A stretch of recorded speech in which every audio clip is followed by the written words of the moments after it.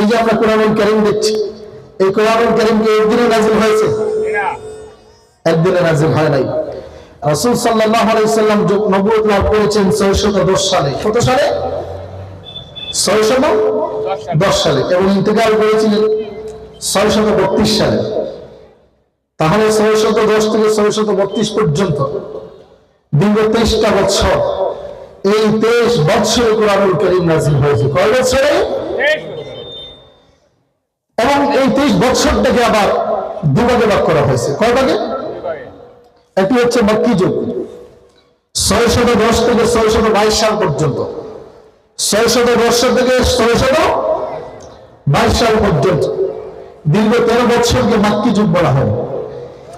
এই মক্কি যুগে যে আয়াত কারিমাগুলো, যে সূরাগুলো নাযিল হয়েছে, এই সূরাগুলোকে মক্কি সূরা বলা হয়। কি সূরা বলা হয়? মক্কি সূরা। আমরা তাফসীরুল কোরআন মাহফিলে এসেছি, কিছু শিখার চেষ্টা করব ইনশাআল্লাহ।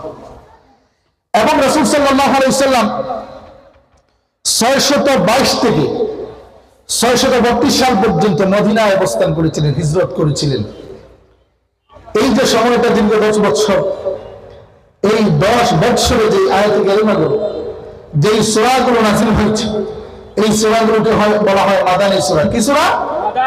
মাদানী সূরা।